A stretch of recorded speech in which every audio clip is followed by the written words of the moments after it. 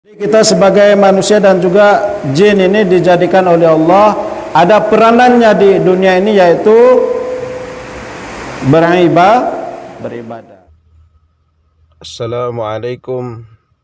Sila like, komen dan subscribe. Bismillahirrahmanirrahim. Segala puji bagi Allah Ta'ala, Tuhan yang menjadikan ia akan jin dan manusia supaya mengerjakan mereka itu akan ibadah. Boleh faham? Boleh faham ayat pertama itu? Baik, pengarang ini memulakan perkataannya segala puji, yaitu Alhamdulillah. Segala puji bagi Allah Ta'ala, Tuhan yang menjadikan ia akan jin dan manusia, menjadikan kita manusia dan juga jin supaya mengerjakan mereka itu akan ibadah. Nah, maksudnya kita selalu dengarkan Allah sebut di dalam Al-Quran, ustaz pun sebut dalam ceramah-ceramahnya, wa ma khalaqtul jinna wal insa illa liya'budun. Dan tidaklah aku, kata Allah, tidaklah aku jadikan, wa ma khalaqtul jinna, jin dan juga insa itu manusia, melainkan untuk beribadah. Nah, sama dengan mukaddimah pengarang.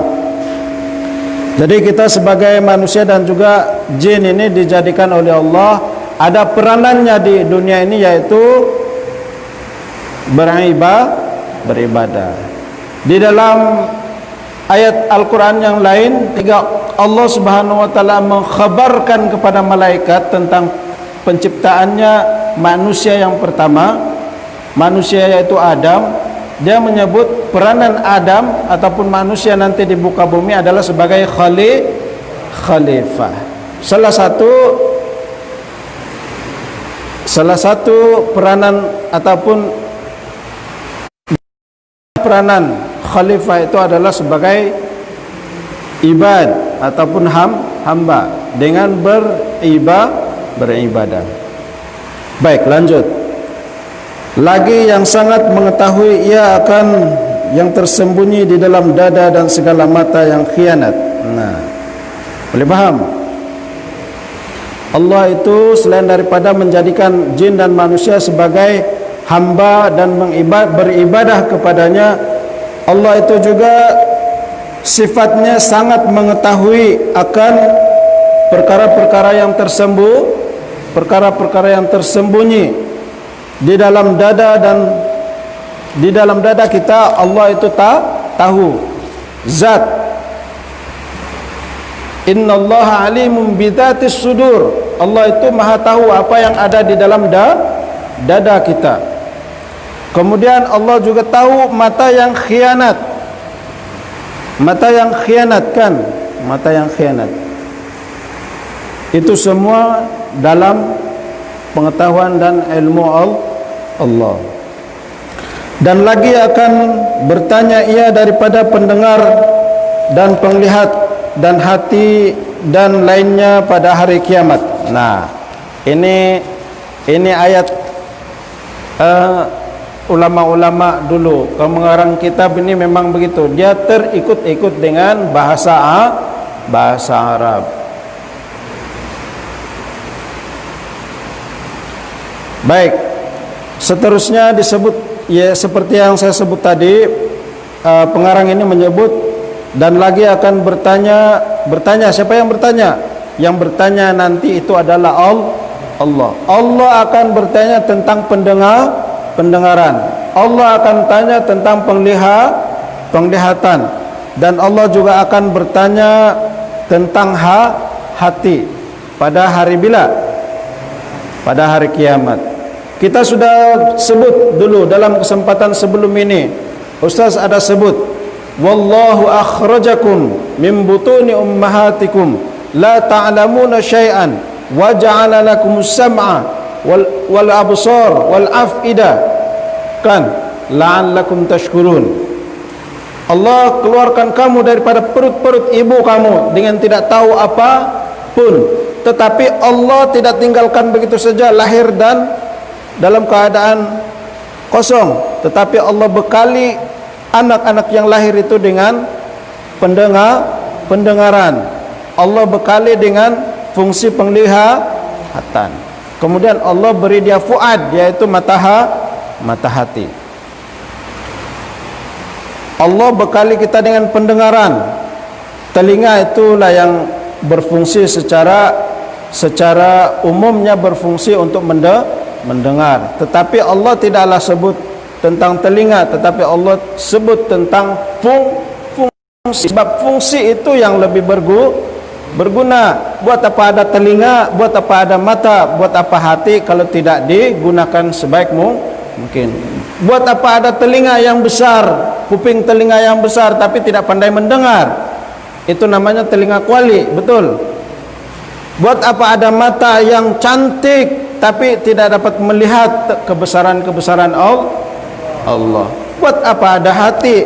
Hati ini pula terlalu infinity ataupun terlalu abstrak bagi kita tidak tahu hati itu di mana. Tapi Rasulullah bagi tahu allati fis sudur, itu hati itu di sini. Tetapi apakah hati itu seperti hati yang melekat di dalam organ kita itu? Hati itu juga adalah suatu yang abstrak. Yang Allah Subhanahu wa taala sebut adalah fungsi hati itu sendiri, yaitu merasa. Biasanya kalau kamu takut, di mana yang biasa berdebuk-debuk tuh? Di sini kan? Rasa. Bila kamu marah, yang rasa kencang itu di sini. Itu dia. Kalau kita bercakap tentang hati menjurus kepada organ dan juga fungsi, itu sebenarnya itu persoalan yang lebih luas lagi. Tetapi hati itu salah satu yang sangat penting yang ada pada kita. Yang satu ketika nanti akan ditanya oleh Allah. Pendengaran kita, penglihatan kita, hati itu pun akan dipersoal. Bagaimana dengan anggota tubuh kita yang lain? Kita ada indera lagi yang lain, mana? Kan, ada lagi anggota kita yang lain. Tangan, kaki, lidah, hidung. Betul? Kenapa itu tidak di-highlight oleh Allah? Nanti di ayat-ayat yang lain Allah Subhanahu wa taala ada sentuh. Di dalam surah yang setiap minggu kita baca pada malam Jumat, kita akan baca ada satu ayat kan, al-yaumu, apa tuh? Pada hari itu kami kunci rapat afwahihim, kan, al-yauma, bukan al-yauma akmaltu lakum, al-yawma nakhtimu ala afwahim wa tukallimuna aydihim wa tashhadu arjuluhum bima kanu yaksibun. Nah, bukan pendengaran, bukan penglihatan, bukan hati itu saja yang akan ditanya, tetapi juga termasuk seluruh kujur badan kita ini pun akan dipertanyakan, dipertanggungjawabkan oleh Allah. Jadi hati-hati, tubuh kita ini seluruhnya adalah amanah, termasuklah isi otak kita. Ini yang lagi bahaya ini sebenarnya, bahaya. Oke, kita teruskan. Dan selawat dan salam adalah keduanya bagi Nabi yang dibangkitkan kepada sekalian alam kerana rahmat.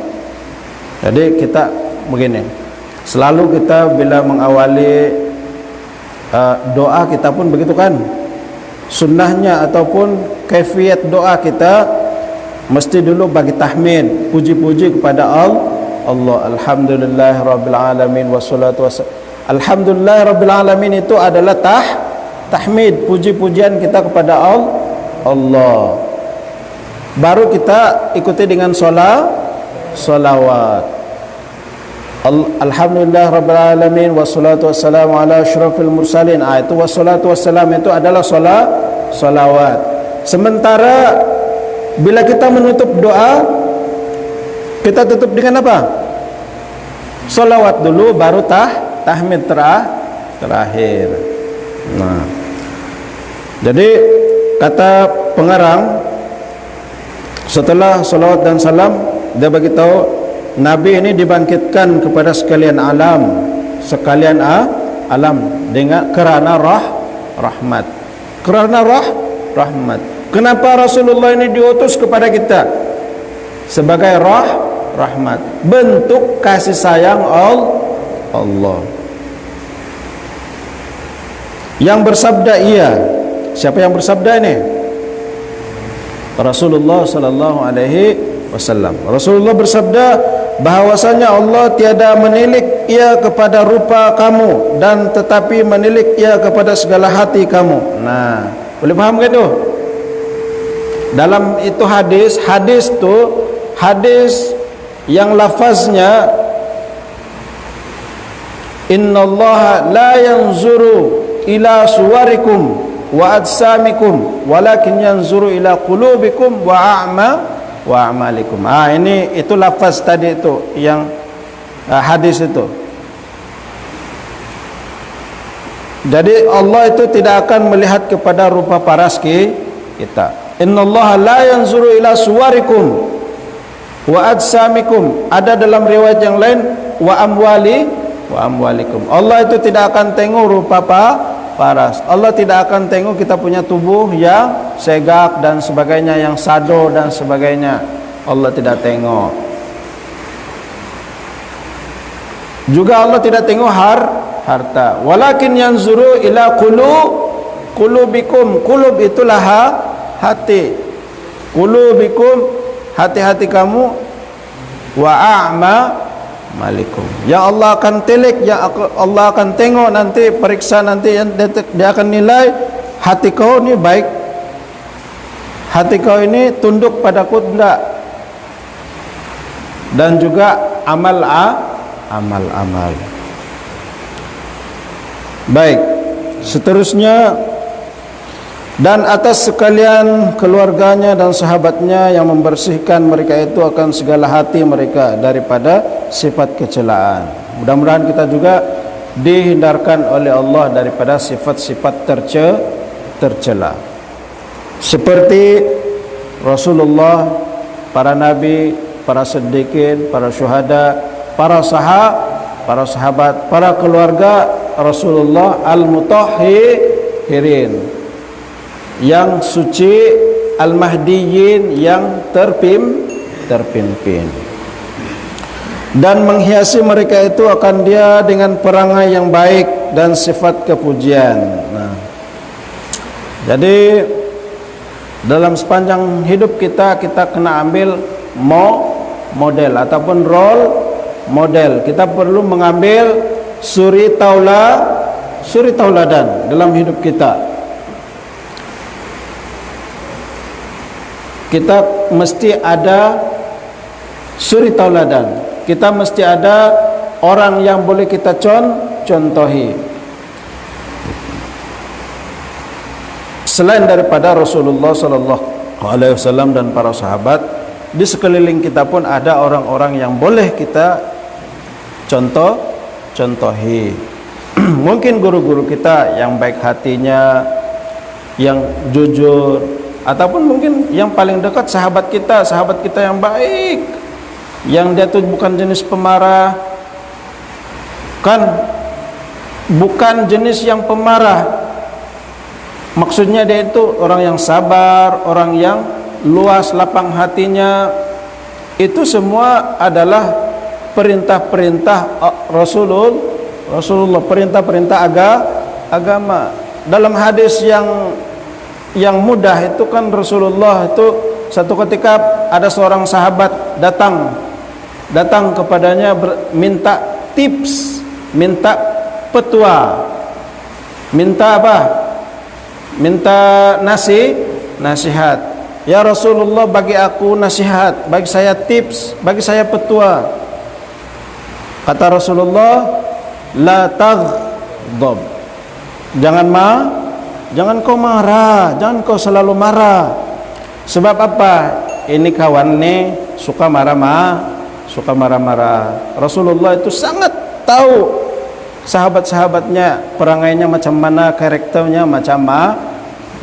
Sahabat ini datang jumpa Rasulullah minta nasihat. Ya Rasulullah, bagilah saya nasihat, bagilah saya pesan. Kata Rasulullah, la taghdab, jangan kau marah.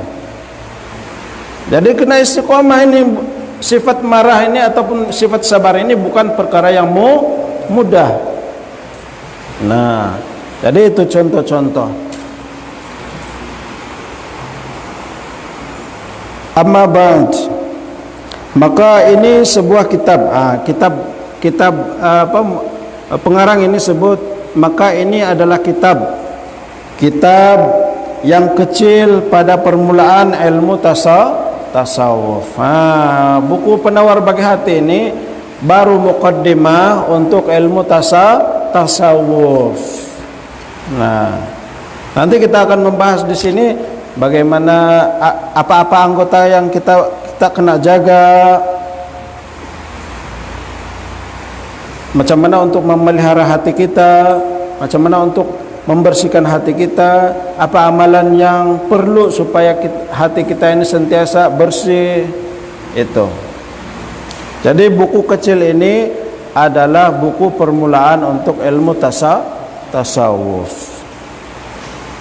Hamba himpunkan dia kerana peringatan bagi hamba sendiri dan bagi sekalian saudara-saudara yang baru belajar. Ini tanda kerendahan hati seorang ulama. Selalu merendah diri. Ini karakter orang mulia, orang beriman. Dan hamba namakan akan dia dengan penawar bagi hati, pada menerangkan barang yang wajib dibersihkan daripadanya dan dihiasi dengan dia akan segala hati. Dan hamba sebut di dalamnya akan satu pendahuluan dan 3 kitab. Ini pendahuluan, nanti ada kitab. Kitab itu maksudnya bab-bab itulah. Ada 3 bab. Dan akan Allah Ta'ala jua hamba pohonkan bahawa memberi manfaat dia dengan ini kitab bagi hamba sendiri dan bagi sekalian pembacanya. Maksud penulis, pengarang kitab ini, mudah-mudahan semua yang dia usahakan kitab kecil ini, kitab permulaan tasawuf ini akan memberikan manfaat bagi dirinya dan juga diri kita semua. Dan bahawa menjadikan ia akan dia ikhlas semata-mata menuntut keredaannya, kerana bahawasanya ia sangat kuasa atas tiap-tiap sesuatu. Jadi mudah-mudahan buku yang kita baca ini bermanfaat untuk kita dan juga menjadi khazanah pahala ataupun saham pahala bagi penulis ini sendiri. Yang menghimpun Abdul Qadir bin Abdul Muttalib Al-Indonesia Al-Mandili, Khawadimu Talabatul Ilmi Syarif Bihurmil Makki. Ditulis pada tanggal 7 bulan Rajab tahun 1378 Hijri. Berapa tahun sudah ini? 1378.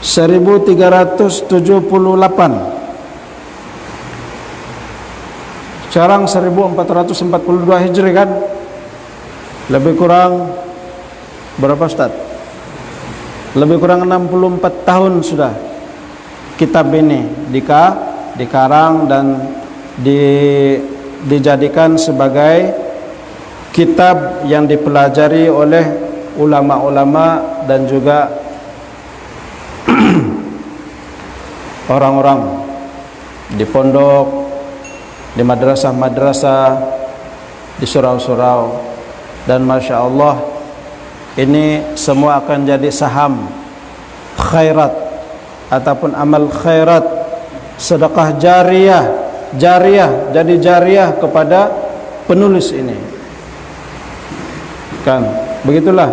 Jadi nanti anak-anak, adik-adik kena ada cita-cita besar, kena ada cita-cita besar. Satu hari nanti saya mau jadi apa? Salah satunya menyumbanglah ataupun berikanlah peranan Anda dalam menyampaikan agama, walau